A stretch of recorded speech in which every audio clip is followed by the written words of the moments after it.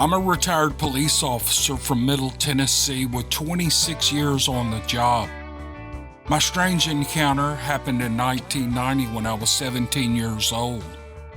My cousins and I leased 750 acres at a place called Toddy's Bend. It was just a small country road at the time with mostly farmland, and it had riverfront property on the Duck River. My cousins and I always deer hunted and fished together. We spent several days at the property scouting and building deer stands to hunt from. We had hunted the property for almost half of the season with no luck. One day after school, I decided to drive to the property and hunt until dark. I was alone, but that never bothered me. The fact is, I always felt comfortable in a deer stand. I drove onto the property through 2 different fields to reach the old logging road that led to my deer stand. It overlooked the river on my right. After I got situated in my stand, I realized I had forgotten my flashlight. Walking out was going to be tricky in the dark. While I was in the stand, I noticed that no wildlife was moving about. No birds singing, no squirrels hopping, nothing. When it started to get dark, I headed back to my truck because I didn't have my flashlight with me. I started my journey out, and I heard something walking to my right. I couldn't see anything moving, but when I walked, it walked, and when I stopped to listen, it stopped too. I was halfway to my truck when I noticed a horrible smell, like a wet dog had been sprayed by a skunk. Now, I hunted with a semi-automatic .308. I dropped the gun to my waist and I was in the ready position, safety off, and finger on the trigger, pointing the barrel where the noise and smell were coming from. Whatever was escorting me out of the woods accompanied me all the way to the field where my truck was parked. As I was getting into the driver's seat, I heard a horrific scream that sounded like a pterodactyl from the old Godzilla movies of the 1970s. I still hunt and I fish every chance I get, but I have never gone back to that property. Years later, there was a man who worked in our county jail as a correctional officer. He lived on the property adjacent to where my encounter happened. I asked him one night if he had ever experienced anything weird or inexplainable there. His response was, "I have no comment," and he changed the subject. In the early 1980s, my family and I lived in a big old house in a little town of Saint Leonard, New Brunswick, Canada. It was a 2-story home built in the early 1900s. My father bought it from a man who was reluctant to sell it, but had no choice. My father had done some renovations on the house, but mainly on the first floor. The second floor, he had left it as it was. At the top of the stairs, there was a full bathroom, and left of that bathroom was my parents' room, and down the hall was my bedroom, and beyond that was my little brother's room. I was a bit of a scaredy cat. I was young, and I was unable to sleep in the dark, so my mother would leave the bathroom light on and my bedroom door open. One night, I had awakened from a deep sleep. I wasn't prone to waking up in the middle of the night at that age. It was more like something woke me up. I looked down at my feet, and sitting on the footboard of my bed was a hideous creature. It had white horns and large yellow bulging eyes. It had long fangs that protruded from its mouth, and its small hand had claws that seemed to be digging into my footboard. Well, I screamed and jumped out of my bed, and I ran to my parents' room, completely hysterical. Now, my father was a man's man and didn't care for this sort of behavior from his son, but when I described what I had seen, he seemed concerned. My parents turned on the light in my room and looked around. My mother checked on my little brother, who was fine, and I got to sleep with my parents that night, something my father didn't usually permit. I was wary of going to bed for a little while, but I never saw it again. Years later, my parents told me they were concerned when I described my nocturnal visitor because one of my father's uncles described seeing the exact same thing out in the woods a couple of months earlier. Apparently, there was a group of these sorts of creatures that chased my great uncle out of the woods. They terrified him, and he died not long after that incident. In 1994, I was attending the University of Maine at Fort Kent, and I had the honor of knowing a man named Guy Freegon. He was a shaman of the local First Nation tribe of the Maliseets, Maliseets, Maliseets. I believe I pronounced that correctly. I'm always cautious about trying to pronounce people's names properly because it's sometimes it hurts their feelings. I don't mean to hurt anybody's feelings. It's just a phonetic thing with me, and probably an accent and an area where I've been raised where it's hard to we don't even understand each other. But Maliseets is I believe the word. Considering that some members of my family are of First Nations descent, I decided to ask him about what my great uncle and I saw. Mr. Freegon listened to my story as we sat in the student lounge at the UMFK. He said, "Well, you saw I can't pronounce this, Boogaladamoosh. Boogaladamoosh." Mr. Freegon went on to tell me that my great uncle had somehow offended them, and that's why they chased him out of the woods. He went on to explain that they were similar to what Europeans called elves or gnomes. He was uncertain as to why one would have visited me since I had nothing to do with the offense my uncle committed. Mr. Freegon guessed that it may have sensed that I had shamanic abilities. He went on to invite me to a sweat lodge, and that I would possibly get the chance to see them again. Well, I assured Mr. Freegon that though his invitation was generous, my faith wouldn't allow such a thing, and I thanked him for the invitation, though, and for the wisdom that he imparted me. And I, nor anyone else in the family, has ever encountered this sort of being ever again. I was raised in a small farming community in eastern Canada, and I lost my father in my early teens and was lucky enough that one of his closest friends took it upon himself to be a role model. He was a logger and would often take me into the woods with him to repair his equipment or just hang out in his shop on weekends and summer holidays.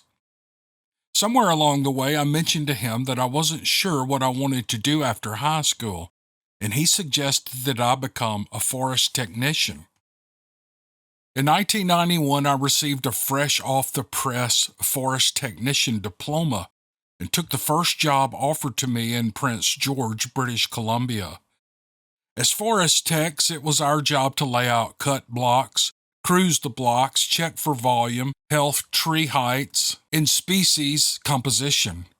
We also performed beetle probes looking for spruce and pine bark beetles that could decimate vast tracts of forests, and silviculture surveys when the areas were replanted. My first incident was when I was doing a beetle probe. I was climbing a long slope upward to a lodgepole pine stand when I crested a rocky knoll, and I noticed an odd structure off to my left. It was 10 or 12 small diameter pine trees, bent and curved and intertwined with one another. By this time, I'd been in the woods for over a decade and had never before seen this occur naturally. The trees were 15 feet tall and 5 inches in diameter. They weren't uprooted, but bent and interlocked in such a way that it was permanent and intentional. Whatever had done this had a massive arm span. It must have been able to reason, and it possessed enough intelligence to know that this feat could only be accomplished in the spring of the year when the sap was running and the trees hadn't hardened off. There was another time in a different area of the forest I found a second one of these weird configurations. A while later, I was performing a beetle probe again when I got the distinct impression that I was being watched. It soon escalated to animosity, as if I were trespassing on someone's land and they didn't want me there. I took the hint and got out of there as quickly as possible. There was another time when I was working with my coworker Jay. I was busy taking notes while he was performing my compassman. We had just finished our plot, and he was heading out on our bearing, dragging our distance measuring chain, when I heard him stop. I looked up and saw that he was frozen. He was shaking in fright. He slowly turned in my direction, and his eyes were so wide I could see them bulging out from 20 yards away. I got the same feeling I'd felt before, only 50 times worse. The entire forest around us had become dead silent. There were no birds, insects, nothing was making a peep. Even Jay and I were holding our breath. I carefully made my way as silently as I could to Jay, and I got him to calm down, and I got us out of that area as fast as we could. This time was different, though, as whatever was inducing the unnatural feel moved with us, silently stalking us. It took 400 yards before the feeling faded, and the thing stalking us apparently satisfied that we were actually leaving. The next incident I had was when I was working with another coworker, Kay. We'd been sent out to collect some extra tree heights from an area that had already been worked. An hour into our workday, Kay informed me that he'd forgotten his water bottle in the truck, and since it was hot out and we weren't far from the truck, he decided to scoot down and get it. 15 minutes later, he came back in a rush and abruptly informed me that we had to get out of the woods, that a bear was stalking us. I realized I had heard nothing, but I could smell something. It was intense and musky, with a hint of skunk. Whatever had stunk up the air had deliberately moved upwind from our location so that we could smell it. It wasn't until much later that I remembered that I had been around bears both in captivity and in the wild, and they smelled nothing like what I smelled that day. I had a final encounter, and it happened on the outskirts of Prince George. My friend T and I ended up living in the same city for a while, and one night neither of us could sleep. We decided to head to the nearest 24-hour gas station for a couple of 20-ounce coffees and head out for a late-night drive. Both of us were stone cold sober and were just attempting to kill some time. I was driving my old F-150 pickup, puttering down a secondary road well north of the city. The sky was crystal clear, and we were about half an hour into our drive, just talking and stargazing. It was then that I caught an odd movement out of the corner of my eye. There was a strange, bright light off to my left. T noticed that I was distracted and bent over to peer through the truck's back window at whatever had caught my attention. The bright light started performing impossible aerial maneuvers. It was darting about, making perfect 90-degree turns, accelerating and stopping at random intervals.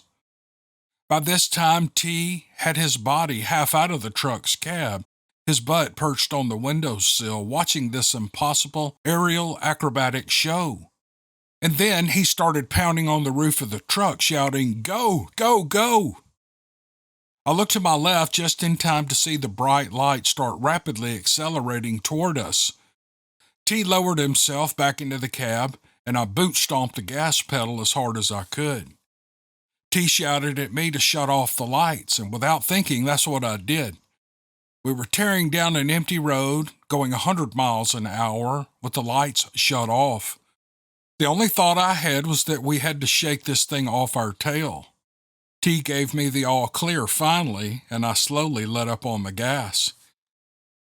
Thankfully that night there was a good moon out, but when I finally turned the lights back on, we still took the long way around to get back home. There was no way in hell we were going to chance running into whatever that was again. I hope you enjoyed a few pages of my life story. Sincerely, D. All right, I'm going to drop a couple of archive podcasts from about 5 years ago right here. So if you've heard them, just go ahead and click away. But if you would like to hear them again or you haven't heard them, stick around. These are really good stories and I hope you enjoy it. I'm from Central Texas, and though I have somehow always believed in Bigfoot, I've never had any experiences here that I was aware of. However, as I get older, I think there were times when I may have had experiences and didn't realize it. I want to share with you what happened north of Nashville a few years ago when I was working there. I went up one summer for a big job and was fortunate to have friends from my hometown who lived about 30 miles from where I was working. They live on a big hill way out in the country near the Kentucky border. The driveway leading to their house ran along the creek that ran through the holler with a ridgeline on both sides. It was absolutely beautiful, surrounded by lush green trees and the sight and sound of the babbling creek over its rocky bed. I often went for walks or a jog in the evenings when I wasn't too tired. I had done so many times, when one evening, about an hour before sunset, as I was walking on the far ridge, I heard a whoop. I thought I was hearing things, and shortly after that, on the hillside next to me, only a few hundred yards away, I heard a clear and loud tree knock. I really started to think now, was I hearing things? Was it some locals or meth heads messing with me? I kept walking, my friend's dog at my side, as I tried to reason out what I had heard. I'd gone another 100 yards when I heard another whoop.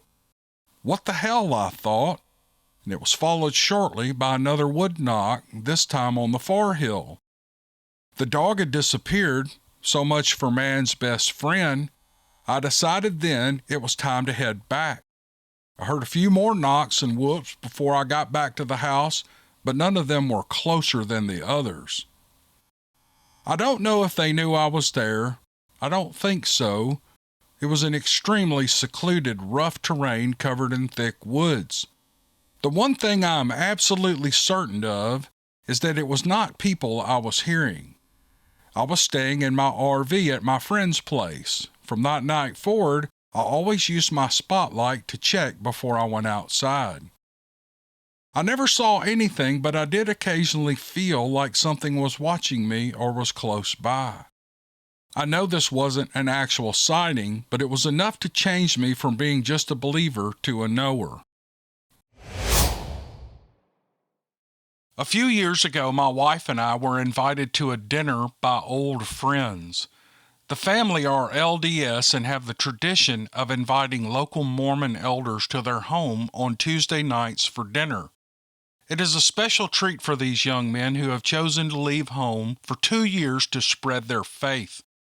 Upon arriving, we were introduced to the two young elders.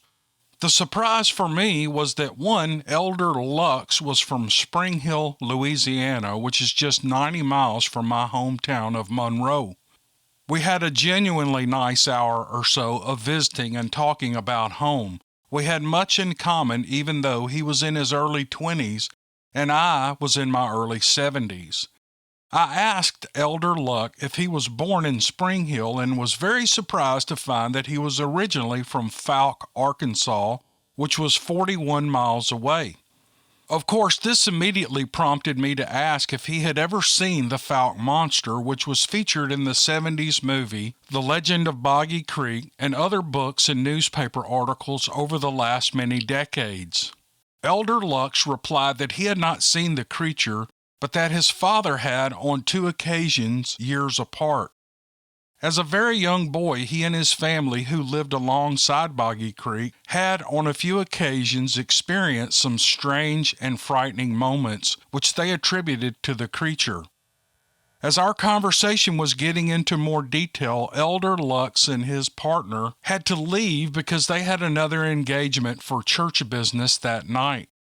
We reluctantly said our goodbyes. Our friend and host promised to have them over again. As the elders left, I was wired and in full investigation and interrogation mode. I had been aware of this creature for many years, and my 30-plus years as a police officer had me compiling a list of questions so I could obtain more details at our next visit. That visit came a couple of weeks later when Elder Lux and his partner revisited our friend's home to do some genealogy work with the help of his wife. She runs the local LDS Family Research Center. As she helped Elder Lux's partner, he and I sat down and I got to ask more questions about this time in Fouke. This is the story of the first encounter of Elder Lux's father, William Bill Lux Jr., and a little information about the area they lived in and their home's unique location. This description will help with understanding the story of the second encounter of the creature, and finally, the family's experiences.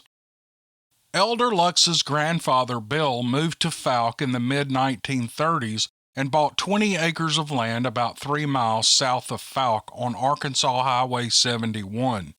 This was the main north-south route from Louisiana to Arkansas. The property was heavily wooded, as was most of the land around Fouke at the time.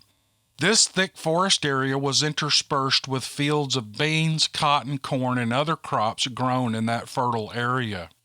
The Lux property was fronted by Highway 71 on the west side. The north, east, and south sides were heavily wooded. Boggy Creek ran through the Lux's property east to west. It flowed under the Highway 71 bridge, which spanned the creek and continued west to the Sulphur River. Mr. Lux built his home about 300 feet north of the creek and 200 feet from the highway. It is not known if Mr. Lux was aware of the creek's connection to the fabled creature who used it to traverse the country. It was 1959 and Mr. Lux Jr. was 18 years old and home on Thanksgiving vacation from his local high school that day in late November.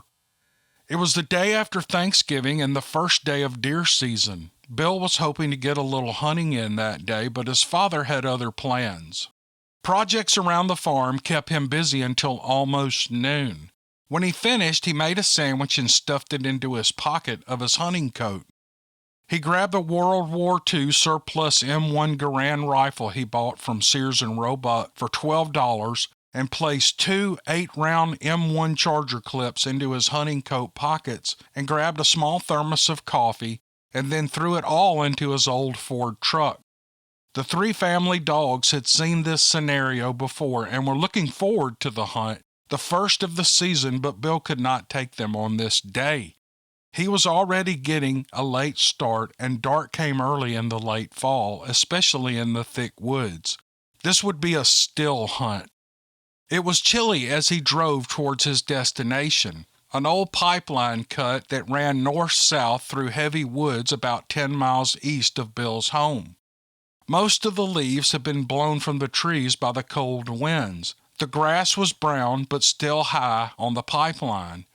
Bill had first seen the cut one summer when fishing from the highway bridge that crossed it.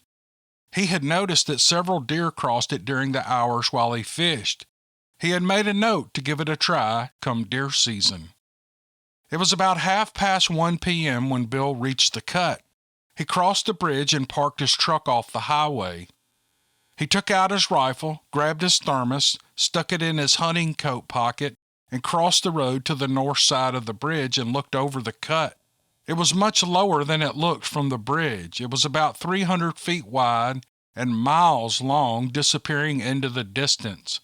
He understood why the oil companies used small airplanes to inspect the cut and check for leaks. Once on the flat ground of the cut, he loaded his rifle with 8 cartridges and began walking north away from the highway.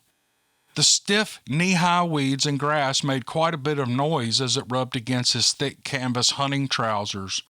He moved to the south side of the cut, nearer the tree line, looking for a good place to hold up and do his hunt. About a half mile from the road, he found a place where he could see easily in both directions and, if necessary, safely fire back towards the highway. Bill could see well from his vantage point about 10 feet into the brush off the side of the pipeline. It was quiet. A wind high in the trees was rustling the leaves that had not yet fallen. An hour passed. Nothing moved except an occasional car on the highway a half a mile away. He ate some of his sandwich and drank a little coffee to warm him up. He noticed the shadows of the trees above him were getting longer as they moved over and away from his side of the cut. It was now near 3:30 p.m. He had been there 2 hours.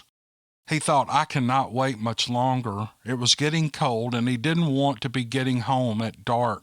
There would be evening chores to do and supper. He would wait another half hour and then he would leave.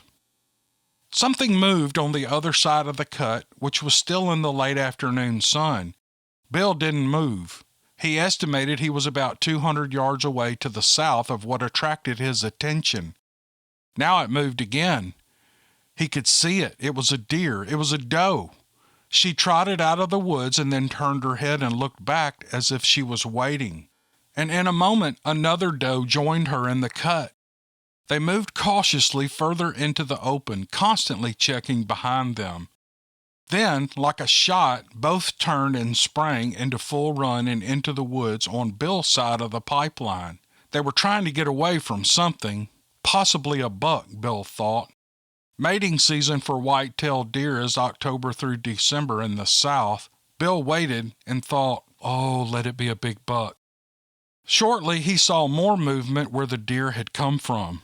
Whatever it was, it did not come out completely into view, but enough for Bill to see that it was darker and not the color of a deer. A few seconds later, it walked out into the edge of the sunlit trees, and it was not a deer. It was upright like a man. It was dark brown from head to toe. Its arms were longer than a man's, and it was tall. Its knees were much higher in the grass, which came to Bill's lower thighs, and it was not overly heavy. It looked up and down the cut slowly, like one would do before crossing a street, and Bill froze. And then it started at a fast walk and crossed the cut in a noticeably short time. It was going the same direction that the deer had gone. Bill stood there for some time, and he thought, what was that? At no time did he ever think about shooting at it. And then he thought, where did it go? Did it continue through the woods after the deer, or did it turn north away from me or south towards me? Suddenly, the cold did not bother him. Bill listened as hard as he could, but he couldn't hear anything. It was big and fast. Surely, if it were coming his way, he would hear the rustling of the dry leaves all around him. He decided he needed to get out of there. It was getting on close to dark, and he didn't want to be there then. Bill decided to head back towards the road, but walked at the edge of the trees thinking, maybe there could be another one across the cut, and it would see me if I were in the open. But the going was slow and noisy through the edge of the woods, so he decided to move into the center of the cut. At least he would have some warning if it came out, maybe have a bit of time to defend himself. Bill moved to the center of the cut, and he started walking fast, continually turning his head like it was on a swivel, rifle at the ready, safety off, and a round chambered. All the way back to the truck, his heart was pounding. He was sweating from fear and exertion despite the cold air. Once he made it to the road, Bill turned back using his higher vantage point to see if he was being followed, but he saw nothing. He walked to the truck, threw his loaded rifle into the cab, something he never did, and then he drove home. When Bill got home, he unloaded the rifle, checked with his dad to let him know that he was back, and started on his evening chores. He said nothing to his family about what he had seen. At supper, when asked if he had seen any deer at the cut and if he thought it might be a good place to hunt, he only said that he had seen 2 doe, and he didn't think he would be hunting there again.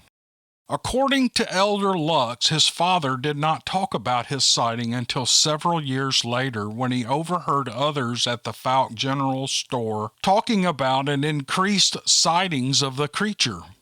When he did talk about the incident, it was only to his family. In 1965, Bill saw the creature again. This time, it was closer to home, and this time, he was not alone. 6 years had passed since Bill Lux Jr. had his sighting on the pipeline cut. He had not gone back there since that time, and a lot had changed. His father had passed away, leaving Bill to support his mother and 2 sisters and run the farm alone. Bill took a part-time job in Falk to make ends meet, and Bill also got married. He, along with his new wife and younger sister, lived in a house that his grandfather built next to Highway 71 and alongside Boggy Creek. Bill's oldest sister had married a few months earlier and moved to Spring Hill, Louisiana with her husband. Bill's mother spent most of her time in Spring Hill, which is 40 miles away. Locally, there was more talk of sightings of the creature and of footprints left in bean fields, as well as strange cries back in the deep woods and along the network of creeks around Fouke. There were also reports of damaged fences and buildings, as well as missing farm animals. One Saturday afternoon in January of 1965, Bill was working on his old truck, which was parked in the front yard just a few feet from his front door. His youngest sister and his wife were in the house. Bill had his head under the hood of the old vehicle, trying to discern its latest malady. It wasn't until his little feist dog had gotten between his feet that he noticed it shaking and whimpering. Bill looked around and he saw nothing, thinking it was frightened by another dog, a skunk, a raccoon, or any manner of critter that passes through the farm at times, but he still didn't see anything. Bill returned to his work, but the dog continued to whine. Bill looked under the truck and he saw nothing. He walked around the truck and saw nothing. He then noticed the dog was staring off across the road, which was about 200 feet from the front of the house.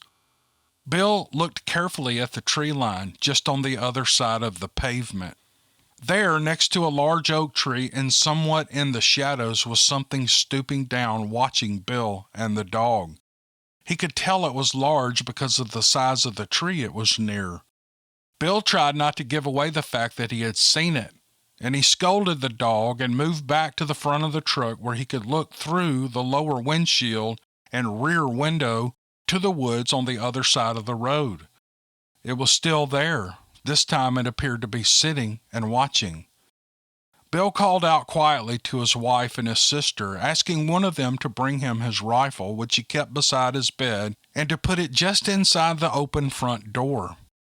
Bill explained what was happening, and he told them to carefully look out the window towards the large tree across the road, and they both saw it.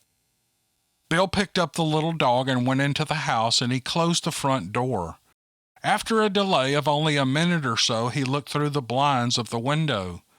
The space next to the tree was empty. Bill picked up his rifle and went from window to window, checking all four sides of the house in case the creature came across the road onto the property, and he saw nothing. Bill estimated that the creature had been watching him for 20 minutes. The dog had been whining for at least 10 minutes before Bill checked on him and saw the shadow next to the tree. This was the last time Bill saw the creature, but not the last time it would bring fear into their home. Over the next 9 years, sightings continued around Fouke and reached a peak in 1974. They got to the point where Bill installed floodlights on the corners of his house that would illuminate the yard for some 100 feet away. He had the local power company put a light pole in his front yard with a bright light that would burn all night. He trimmed down the grass and small trees for 200 feet around the house. For Bill and his family, there would be more occasions when they felt afraid. Each started much like the last, always at night. The 3 family dogs, which slept outside the house and were known to chase anything on 4 legs, would begin wailing and barking and bashing into the front screen door, wanting to get in. One of the family would open the door and almost get knocked down by the dogs, who would go behind the couch or under a bed. The door would be locked, blinds would be drawn if they weren't already, and all 4 spotlights would be turned on. Bill and one of his sons would pick up their weapons and go from window to window while the rest of the family sat quietly in the center of the dimly lit house. The progress of what was moving around outside could be tracked by watching the dogs. Their noses always pointed towards Boggy Creek. Their heads slowly turned, following what they were hearing and smelling. Once it was gone, they quit shivering and they came out from their hiding places. In the year 2000, Bill and the family decided that they had had enough of farming and of the small-town uneasy life of Fouke. They followed Bill's sister and moved to Spring Hill. They joined the LDS church there, and later the elder would be born. Sightings around Fouke continued into the 90s, and on occasion they happen still today. The old farmhouse Bill's grandfather built is no longer there. It's been replaced by a single-wide trailer far back away from the road. The fields are there too, but most of the timber around the old Lux farm is now cut and the field grows rows of soybeans. Old Highway 71's still there, although the new highway has been built to speed along those folks going from Louisiana to Arkansas. And the creek, Boggy Creek, is still there just as it has been for centuries. And the creature? Well, some of those who still live around Fouke say he's still out there too. Thank you for listening to the podcast. I really do appreciate you, and we will see you guys on the next one. Thank you.